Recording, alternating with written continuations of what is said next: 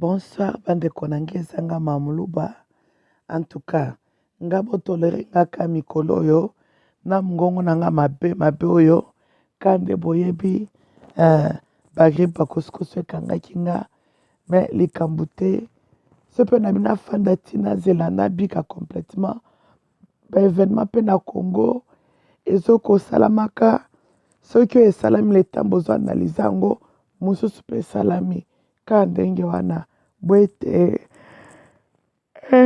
so nde nabaki namiforce kaka nayaka koloba na osala effort nde lelo nasexcite makasi te mpo voi nyonso ekima kutu te omoi ata ndenge eza boye bozoyoka non bosalaka effort je vous aime beaucoup oui bosalaka effort bao botelinga message excuse me mamulu babika na kombo na Yesu mamulu bosi obiki thank you all so very much oui je vous aime beaucoup nabiki kosukosu nde betaki ngai awa botika ezalaki na grippe oui alors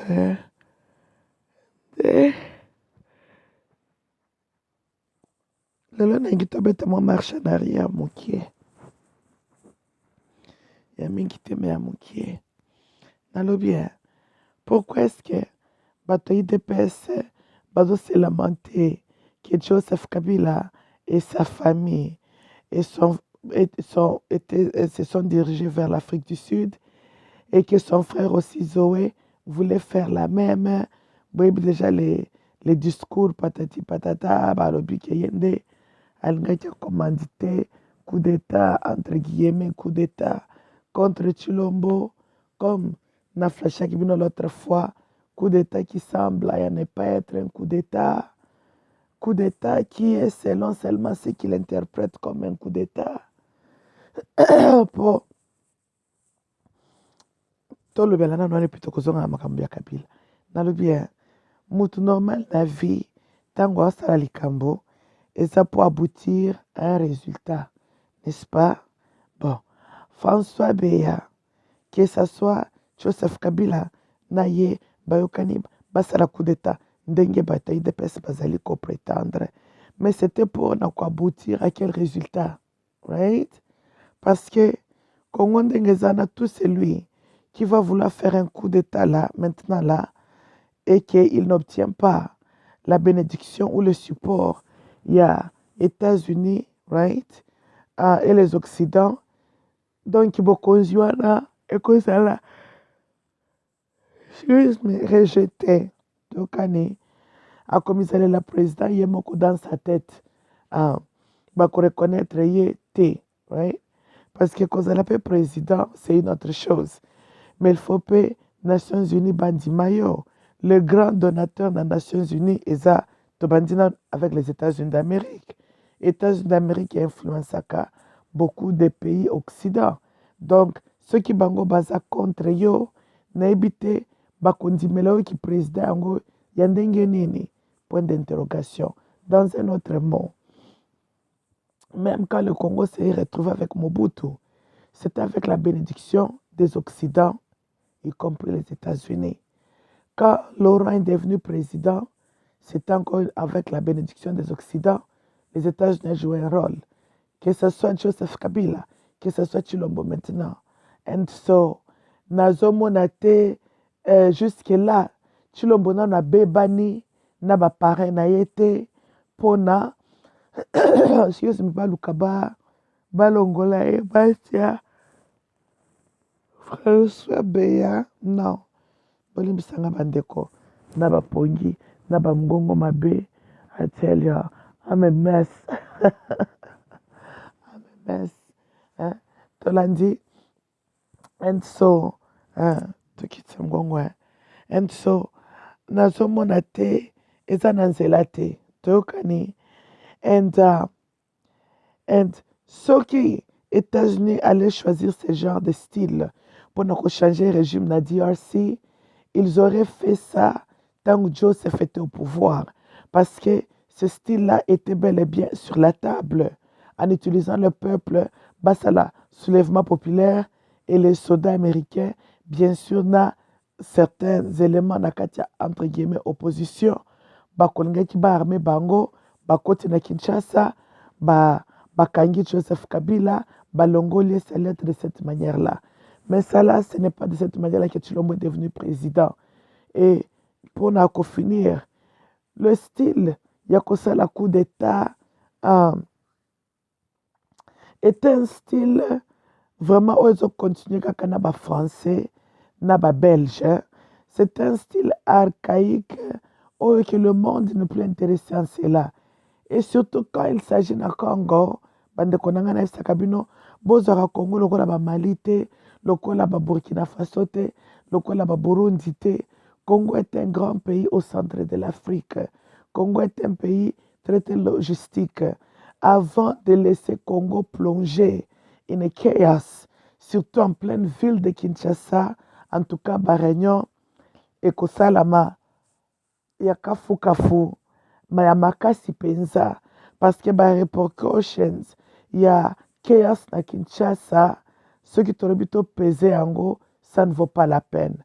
Boloba ke ndenge basalelaki makambo na 2000 ntango bapanzaki crâne ya Laurent, it was contained. Bomoni, c'est en fait un coup d'état, but it was done in a way que, et puis le peuple était encore qui dit bah aveuglé. So it was easy. Il y a que ça là, ce qu'ils avaient fait rapidement, souffler, et puis va changer de régime. Tolandi. Mais le peuple congolais est très éveillé. Tozana technology, bien sûr. Ils ont toujours le pouvoir, il y a qu'à interrompre l'Internet if they choose to do so. Encore une fois, it's just not likely. Et aussi batté, et les Kinois vont se révolter. And so the price to pay, na désordre Kobima, ça ne vaut pas la peine. Là, pour le moment, là, nazomona te comment on peut se débarrasser de Tshilombo maintenant, là, et ça là d'une manière chirurgique, hein, ndenge basalaki na Laurent. Just carefully done, contained, dans Bosilani. It can be done, mais pas dans le style que François Bey a voulu faire. Non. So, Omoni Nazo continue Koloba que le coup d'état, entre guillemets, tout est possible, bien sûr, mais dans un dernier raisonnement logique, je ne dirais pas que c'était un coup d'état, non. Peut-être qu'ils ont essayé. Il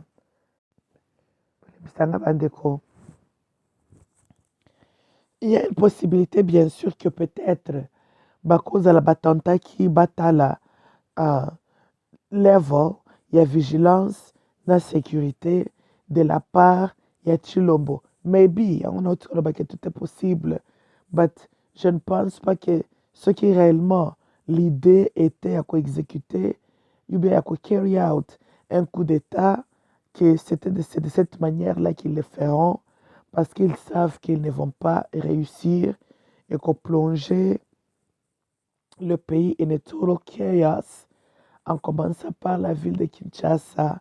Le prix à payer, it's way too great que ça ne vaut pas la peine.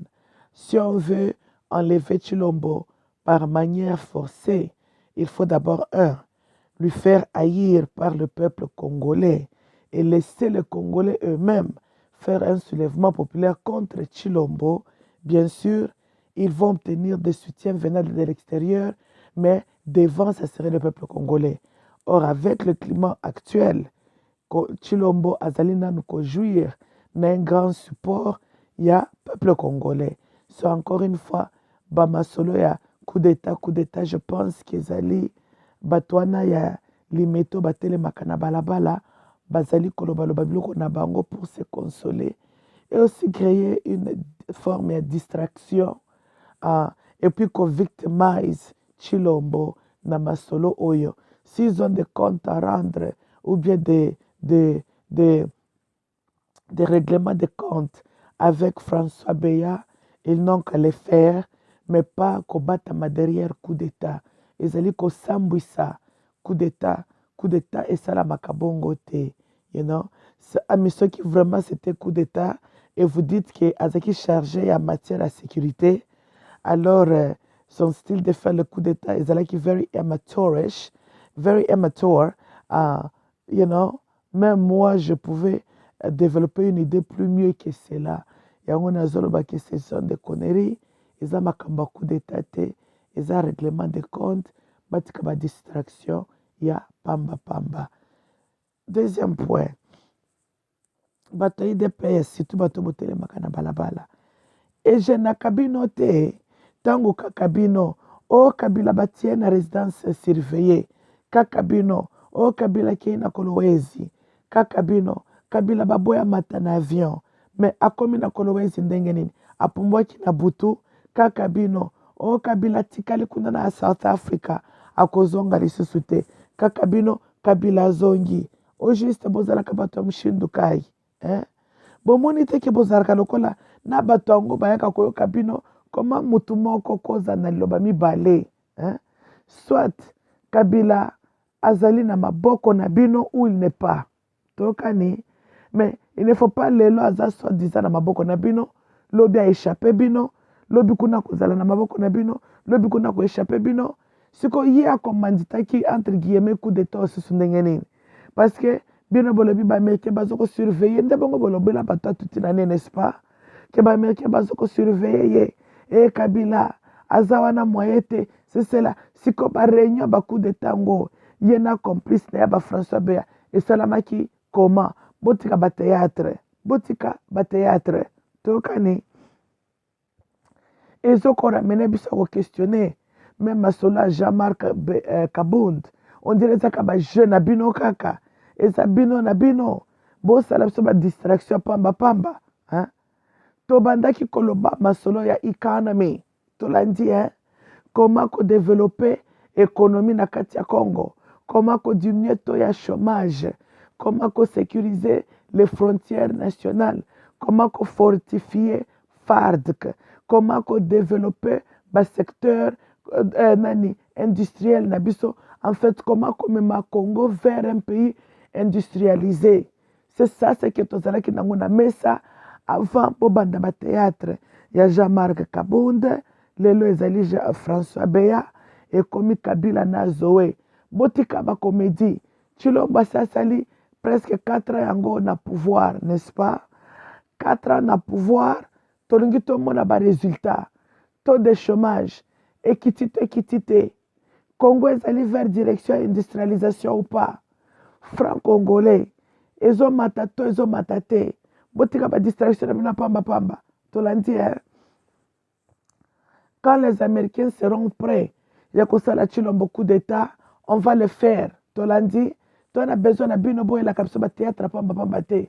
D'ailleurs coup d'état na kati ya Congo n'est même pas dans notre idée pour le moment, eza na mesa te, baaméricain baovisa yango kutu te tolanda, Tshilombo nana asali baaméricain loko ata moko te, aza na biso pour le moment de bon côté, coup d'état eza na radar na biso te, so botika badistraction ezanga ntina, he's fine, ndenge afandi wana aza protégé, baaméricain bana besoin minute ya kolongola ye te.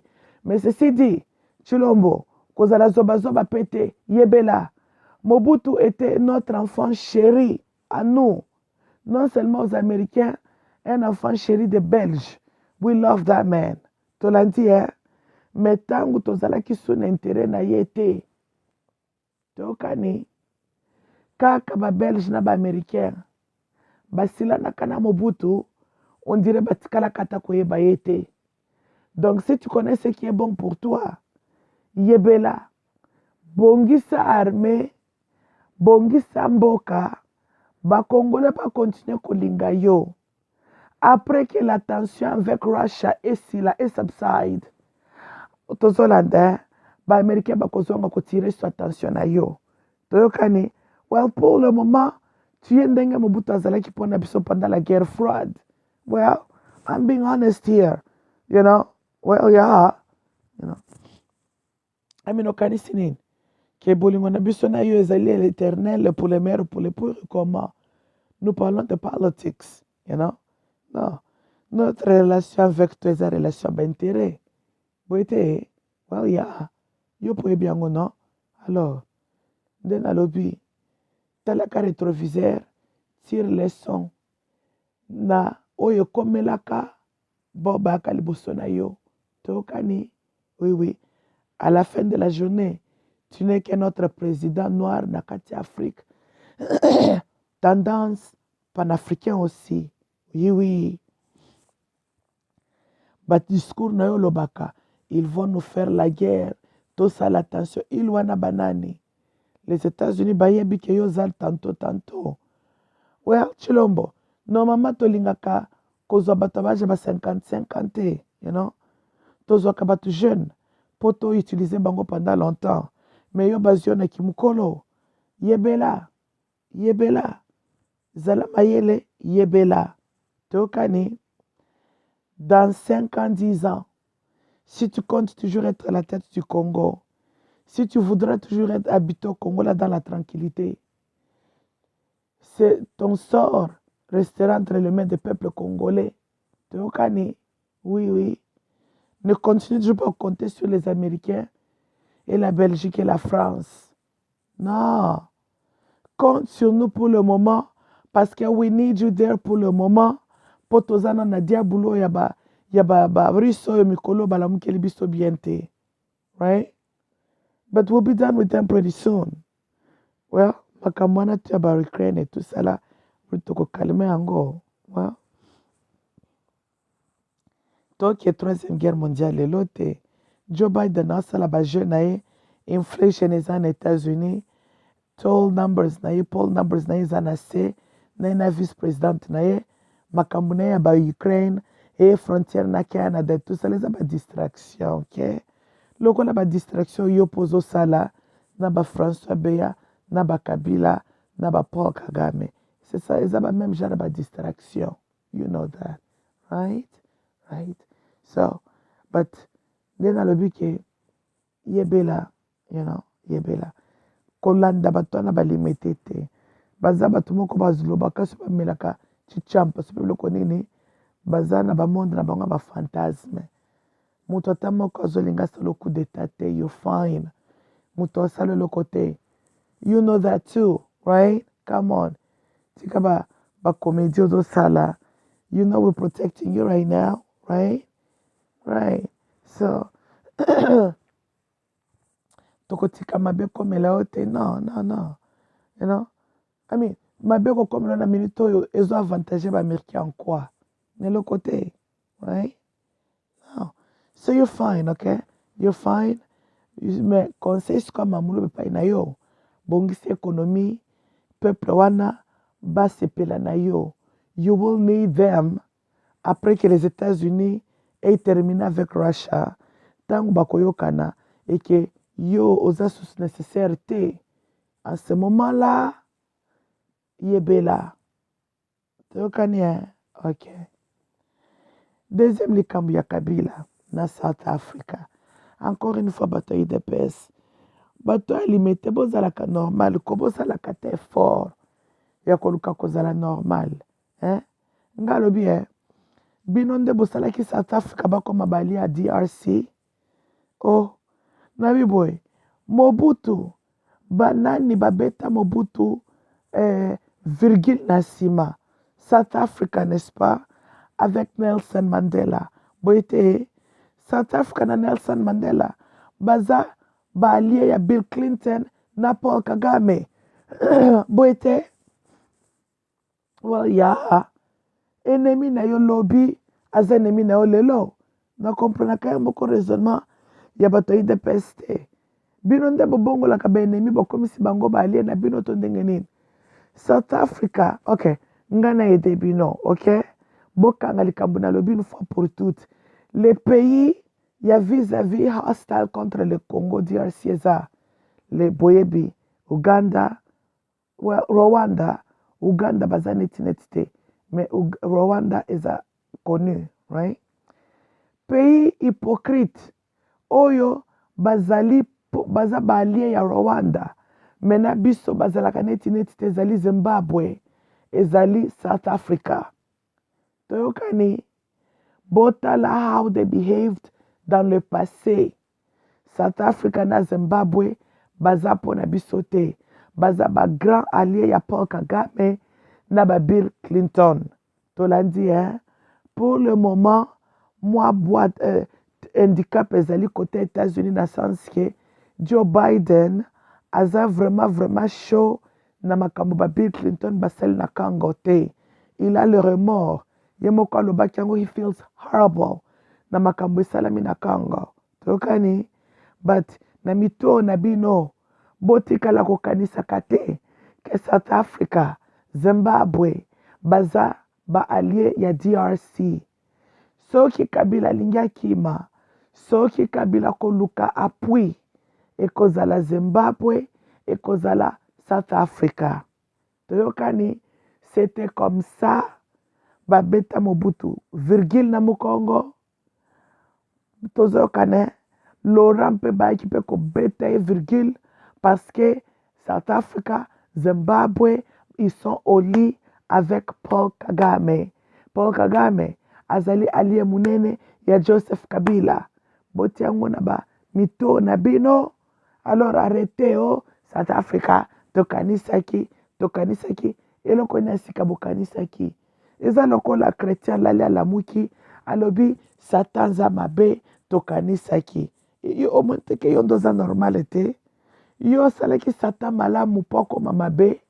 Il faut koyebela non. Hein? Satan za opposant. Yo mutokoko misaya allié te. Alors, South Africa sont au lit avec Rwanda. Yo UDPS mutoko misaki allié na yo po banda ko regretter. Yo ndezala prudent.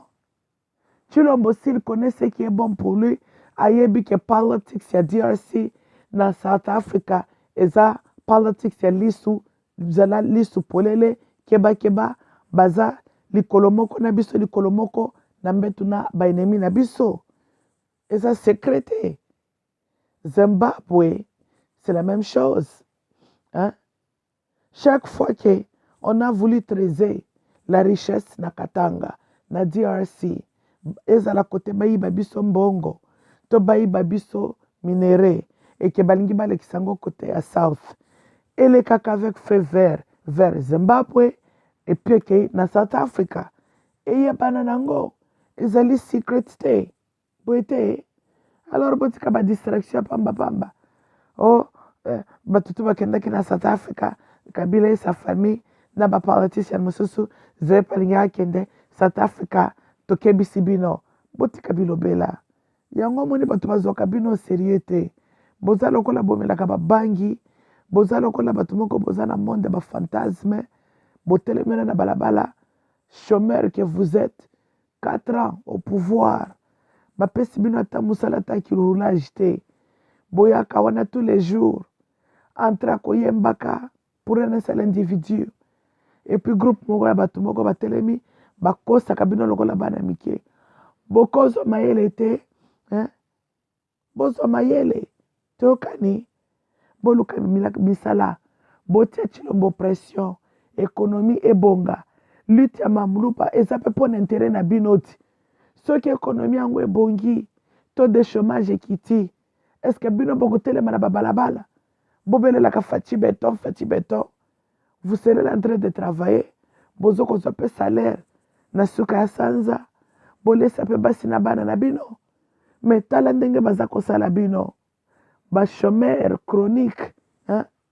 Boza ba fanatique chronique, boza botelemi wana bafan bata ba fanatique botelemi na monde na bina ba fantasme chronique, hein?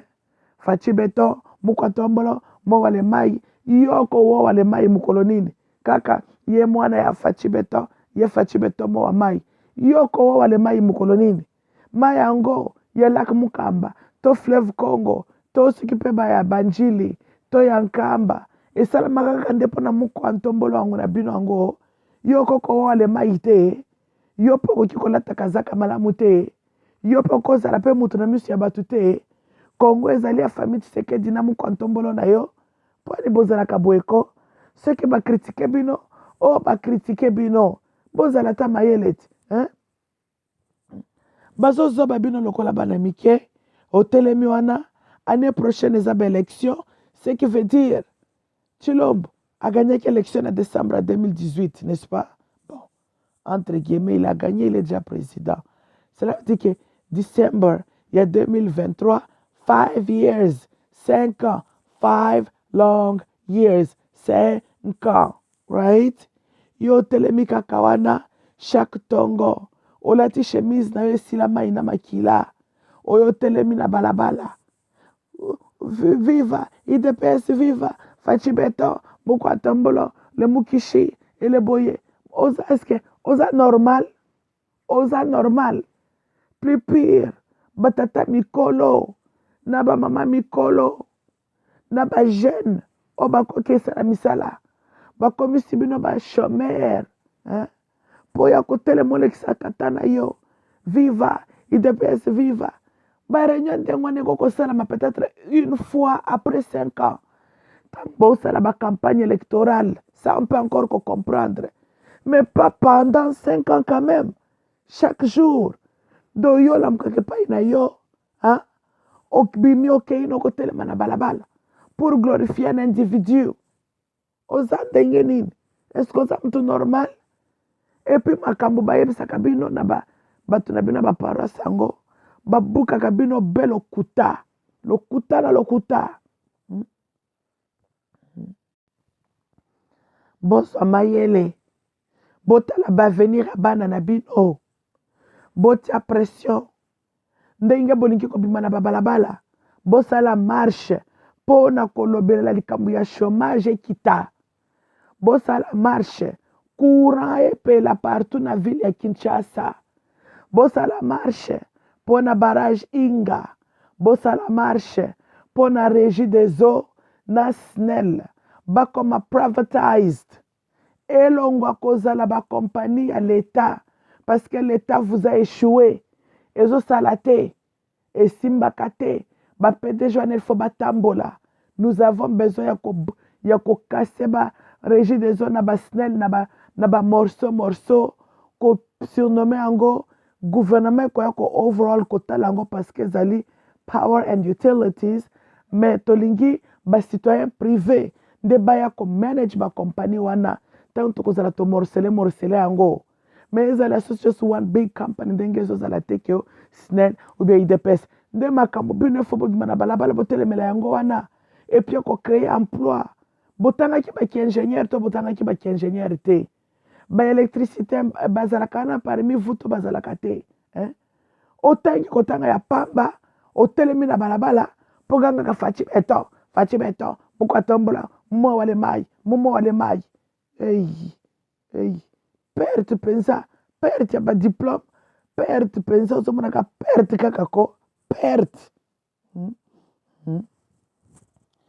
kende koluka lokola bolingi kobima na balabala bobima mpo na bomarche mpo na cause ya intere ya bana na bino lobi toyokani lobi Faci akokende Kinshasa nde kotikala kaka ndenge yaki akutaki yango. Come on man, qu'est-ce que vous gagnez hein? Courant kaka ya malonga te mai kaka ya malonga te babalabala kaka ya malonga te misala te botelema na bozokolela balukela biso misala. Mais n'est-ce pas qu'à l'époque de Kabila vous étiez des chômeurs? Maintenant vous passez 5 ans encore de votre vie kaka naki chômage. Boza bato ndenge nini bazokosa kabino coup d'état Jean-Marc Kabund Jean-Marc Kabund était millionnaire hein? Bolempisanga hein? Jean-Marc Kabund n'est pas pauvre, c'est un millionnaire. Il est capable même de commencer sa propre compagnie s'il a la volonté même de créer de l'emploi. Tokani yazola lanzala te ni yeni mwasi na bana tolandi yo mutu bana na yo lobi avenir na bango eza nini oza na nini oza wana botambolaka na insécurité courant te come on avant okende kotelemaka bozoko glorifier un individu mpo miyokela pata mawa te boyokela pata avenir ya bana na bino mawa hein? Que deviendra vos enfants en 2024? Vous envisionnez quel DRC en 2024? Pour 2023, ezaka lobi lobi awa. 2024, ezape musikate. Quel sera DRC? Lobi mwana na yo, tango akozala silisi mo école. Musala ezali, hein? Courant kozala eza bien. Bokozala bozo vivre na Kinshasa quand même esika, boza palaise. Nde biloko efalaki botelemelaka yango wana. Ulia kokende koglorifiaka un individu mo wa mai. Hein? Ye kuna sope na cité sope ya oya soki pe bisika alalaka kuna. Aza na mai na ye ya tranquille. Tokani. Yo nde régie des eaux esotaka. Mai na robinet no eyaka lobi ekeye. Ye lelo lobi ekeye. Tolandi, hein? Oui. Yo nde luka soki pe le mai no ya kutombola soki pe kuntombola. Yo nde luka mai na yo. Tolandi, makambo Kabila kendaki na South Africa. Kabila zoluka monte ba coup d'état. Bazo tiabino na bazo tutiabino mitu ya pamba. Eza lokuta. Encore une fois, Kabila fandiwana parce que Barus na ba chinois bazali kolinga zalawana. Bien sûr présence na ye. Ba américain pe ba osepela nango te. Mais makambo ya Tshilombo na Kabila, il y a les grandes puissances derrière masolo wana. Na tukotangela bino ba kombo les États-Unis d'Amérique, Russia, China, France, Tolandi, Germany and Belgium. Tolandi, voici c'est ça la réalité des choses. Tolanda, DRC, et au-delà, il y a François Beya, et au-delà, il y a Tshilombo kaka un individu, ou bien Kabila kaka un individu. Bokata Masolwana, c'est du mensonge. Nobody, coup de thé salamate. Soki ba allié balembi Tshilombo bakosila na ye d'une manière ndenge basalaki na Laurent sans que ba bouleverser la ville de Kinshasa. Pour le moment, ce n'est pas possible. It's not gonna happen. Teokani? Okay. Ezalaki ngai Mamuluba. I love you all. Bye bye.